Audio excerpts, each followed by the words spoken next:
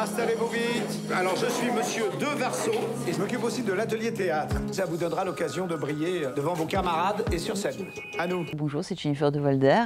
Bienvenue sur Ciné-Écran. On va parler du panache.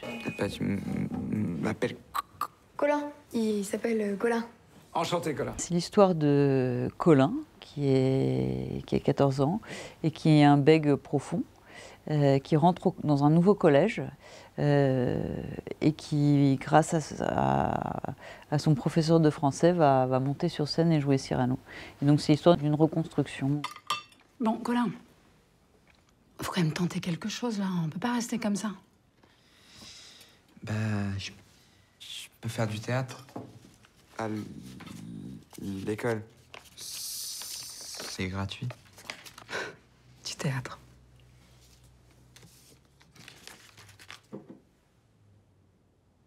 Ah, t'es sérieux, là? Il me touche parce que il est à cet âge un peu charnière où tout est difficile.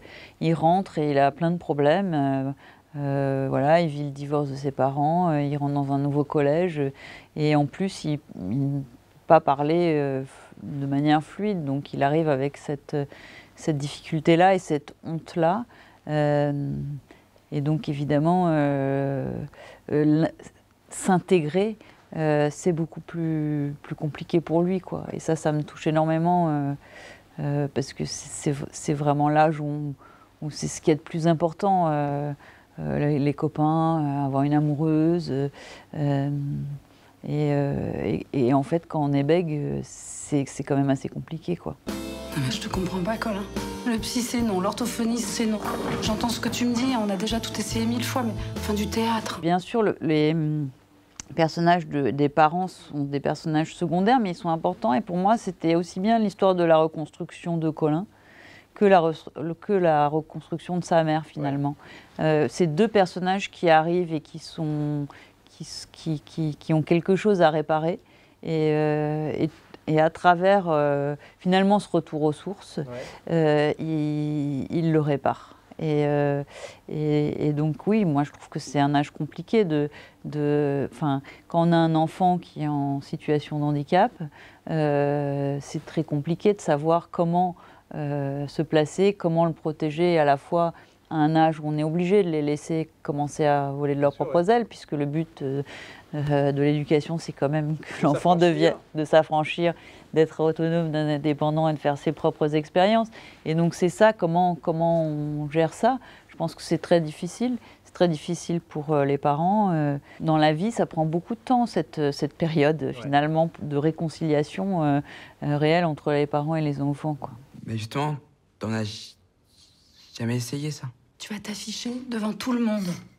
Parce que c'est ça, le théâtre. Non, Colin, on va pas tendre le bâton pour se faire battre, quand même. On va pas prendre le risque de s'exposer à plus de moqueries que ce qu'on a connu. C'est bon, maman. J'ai compris, c'est bon. Au final, les deux films racontent la même chose. C'est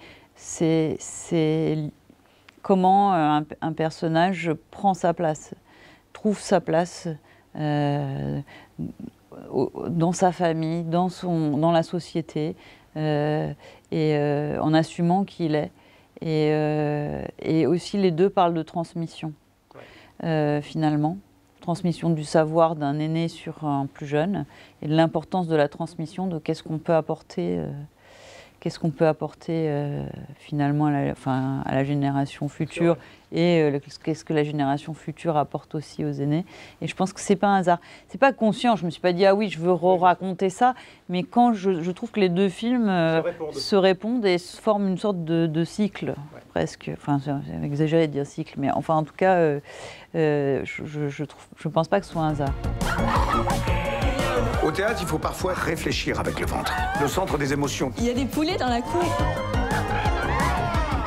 Nous allons étudier Cyrano de Bergerac. Le film, c'est l'adaptation d'une pièce qui existe, qui s'appelle Dans la peau de Cyrano de Nicolas Devort, qui a été jouée très souvent. C'est un roc, c'est un pic, c'est un cap. Non, je suis folle à présent.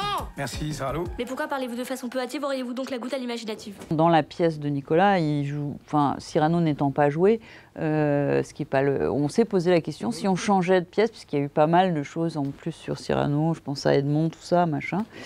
Et donc on s'est posé la question, mais Mais je vois pas de meilleure pièce que Cyrano. C'est la pièce la plus jouée dans le monde, enfin la pièce française la plus jouée dans le monde. Et c'est pas un hasard, parce qu'elle a tout, cette pièce, quand même. Il y a tout, et il y a ce qui ramenait à la thématique du film, c'est assumer qui on est pour être libre, quoi. Et pour pouvoir vivre sa vie, en fait, d'homme. Et ça, il y a fortement dans Cyrano, plus tout le côté qui est une deuxième thématique un peu du film, c'est d'aller contre la bien-pensance, l'autorité, ce qu'on nous dit toujours de faire, et de remettre en question. Et ça, ben, c'est le panache, quoi. C'est-à-dire que ça, c'est très présent dans Cyrano. Et j'aimais bien que voilà, De Varso puisse s'appuyer là-dessus aussi pour faire réfléchir ces jeunes élèves. Alors, est-ce qu'il y en a ici qui connaissent Cyrano? Oui. Ah oui. Qu'est-ce que vous pouvez m'en dire? Oui, Anne-Charlotte? Il a un très grand nez. Oui. Il est laid. Ah, mais ça se fait plus de juger sur le physique. Très juste, Adélaïde, très juste. On a assez rapidement fait un casting puisqu'on voulait quelqu'un de réellement bègue. Ouais. Et donc on a fait un casting en faisant appel aux orthophonistes et on a rencontré Joachim. Enfin, Joachim est le seul que j'ai rencontré, en fait. C'est-à-dire qu'on a reçu des vidéos, mais le seul que j'ai eu envie de rencontrer, c'était Joachim. Moi, j'ai eu un tel coup de cœur, et tout le monde a eu un tel coup de cœur. En fait, on n'a pas cherché ailleurs, plus loin, où on voulait que ce soit lui, quoi. Et c'est un vrai pareil, c'est même dangereux, parce que lui n'était pas sûr de vouloir, même. C'est-à-dire que lui, il a aussi eu un process, parce que lui, c'est finalement un collégien. Il ne savait pas s'il avait envie de faire un film, il ne savait pas s'il avait envie de jouer. C'est vraiment son orthophoniste qui l'a poussé à vivre l'expérience. Respire, Colin. C'est pas grave si les mots ne sortent pas dans l'ordre. N'oublie pas, Cyrano parlait à la femme dont il est éperdument amoureux. Alors vas-y, tout simplement, doucement. À partir de là, on s'est vus pendant quand même assez longtemps, au moins 8 mois, régulièrement, et on a travaillé ensemble. Et je l'ai également fait coacher par un coach, d'acteur. Il est arrivé, il était prêt. Tous ceux qui me viendront, je vais vous les jeter en... On touffe. Sans vous les mettre en bouquet, je vous aime. J'étouffe. Bon, allez, Colin, serre-toi de ta colère, serre-toi de ta frustration. Joue avec ce que tu ressens, là. Allez, vas-y, exprime-toi. Allez, vas-y. Joachim, dans la vie, est un bec profond.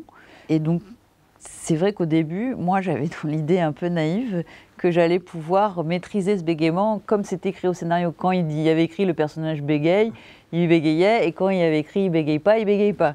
Et en fait, très vite, je me suis dit, en fait, ça ne marchera pas, parce que si ça fait 15 ans qu'il n'arrive pas à... C'est pas nous qui allons...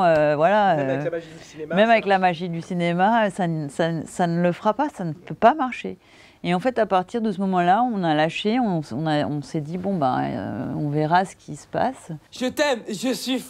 Je suis fou, je n'en peux plus, c'est trop. Ton nom est dans mon cœur comme dans un grelot. Mi basta torone di merda! Li volcare! Ma va tenere a fanculo! Porca matona! J'en peux plus, stop! Ti ok! Cagna, ma Ça suffit, vous l'arrêtez! Cornuto! On prend une Testa conne! di cazzo! Fancula la madonna! Figlio de puttana! J'ai coupé quand même beaucoup de dialogues. Hein. J'avais très peur que le film dure très longtemps à cause de ça. Et le film est assez silencieux au début, on ne sait pas trop. Avant que lui se lâche, le film ne parle pas beaucoup. Et donc on a fait comme ça et on a joué avec lui. Parce que lui, c'est vrai, on ne peut pas savoir quand est-ce qu'il va bégayer. C'est-à-dire que ce n'est pas forcément le stress, c'est pas forcément, bien sûr, la fatigue. Enfin, un jeune acteur non-bègue n'aurait pas pu nous donner ce résultat-là, parce que moi, déjà, je ne savais pas que c'était comme ça qu'on bégayait. C'est vrai, il bloque vraiment, c'est vraiment beaucoup plus complexe ce qui se passe en lui, et en plus, tout son corps qui se met en branle. Et je ne crois pas que quelqu'un de non-bègue, même avec beaucoup de travail, même Colin Firth ne bégaye pas aussi bien que Joachim, je suis désolée de le dire. Si je bégayais, ce serait pour ralentir le temps, comme ça je ne deviens pas un adulte. Cette aventure l'a aidé, c'est-à-dire que cette aventure a libéré quelque chose en lui, ça lui a donné confiance en lui, parce que Joachim, il a subi du harcèlement, il n'avait pas confiance en lui, il a vécu des choses difficiles à cause de de son bégaiement. Aujourd'hui, il va bien, il travaille bien à l'école, il a plein de copains. Donc je pense que ça a déclenché quelque chose. Après, je ne sais pas s'il jouera encore plus tard ou pas. Ça, il ne l'a pas décidé, mais en tout cas, c'est sûr qu'il est acteur. Il comprenait très bien. Très vite, il a compris ce que c'était que d'être acteur et comment jouer une scène émotionnellement. Viens, Colin! Bah tu vois, tu t'ouvres. C'est très difficile de jouer avec Joachim. C'est parce que c'est lui qui met son rythme, et son rythme n'est pas du tout le rythme de quelqu'un qui parle de manière fluide. Donc tout le temps, on a des faux temps, tout le temps, on est... Et ça prend un petit temps. Et Or, du coup, a aussi vu pas mal Joachim en amont. Ouais. Ils avaient elle a créé une relation réellement avec lui. Mais c'est vrai que c'est pas évident pour eux. On a tous ici quelque chose qui nous gêne, qui nous complexe. Si on assume vraiment qui on est, eh bien plus personne ne peut s'en servir comme une arme. Je trouve que José Garcia, il donne immédiatement confiance en fait. Ouais. Je le trouve très solide. Moi, je pense que si José me disait « Ah oui, viens là, fais ça, fais ci », je le ferais parce que j'aurais confiance. Je trouve qu'il y a une sorte de... On se dit « Ah oui, il sait des trucs que moi je sais pas, mais sans... que je maîtrise pas, mais sans... en plus, avec humilité, quoi. Il n'est pas... Et donc j'aimais bien. Et puis il a quelque chose en fait... qui, je pense, à la base, on ne pense pas pour un personnage de prof, c'est-à-dire il est très terrien, José. Mais il n'a pas ce côté, en tout cas, universitaire, un peu figure, un peu comme ça, d'un télo parisien qu'on pourrait imaginer ce prof avoir, quoi. Ouais. Et j'aimais bien ce côté, oui, très concret, quoi. Et il va éveiller, du coup, parce que le film ne parle pas que de Colin, il parle aussi d'un groupe, et au final, il va éveiller les consciences. J'ai bien réfléchi. Je vais jouer Roxane. Monsieur de Varso, vous avez perturbé les autres classes et montré aux élèves qu'ils étaient libres de faire ce qu'ils voulaient. Vous souhaitez toujours votre titularisation, n'est-ce pas? La fin fait vraiment référence au cercle des poètes disparus du coup. Mais dès le début, de toute façon, quand on m'a parlé de la pièce, on m'a dit que c'est une sorte de cercle des poètes à la française. Après, il n'y a pas d'ambiguïté. Moi, le cercle des poètes, je l'adore. Ce film, j'adore ce film. Ça m'a beaucoup, beaucoup marqué quand j'étais jeune. Donc, il n'y a pas de problème à être... Mais c'est vrai que c'est aussi un poids, parce qu'après, on vous dit toujours « Ah oui, bah, c'est la même chose, c'est machin, c'est difficile de s'en affranchir. » Les préjugés, les lâchetés, jamais, jamais. Je me bats, je me bats, je me bats. J'admets que j'ai quand même regardé le film avant d'écrire, ou pendant l'écriture. Mais le film est vraiment beaucoup plus sur les gamins, et Keating va à 15 scènes en fait, et n'a pas de backstory, par exemple, parce qu'on vous dit toujours « Ah oui, il faut qu'il ait une souffrance, un passif lourd, un machin ».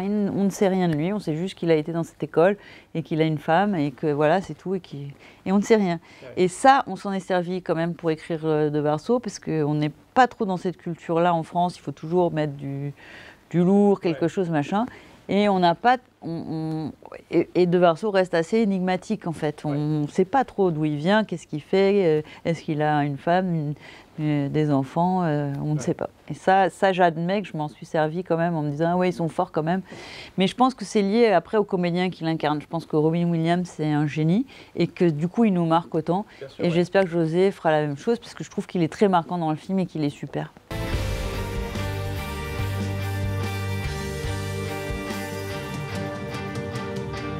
Sur scène, tu peux être qui tu veux, même toi-même.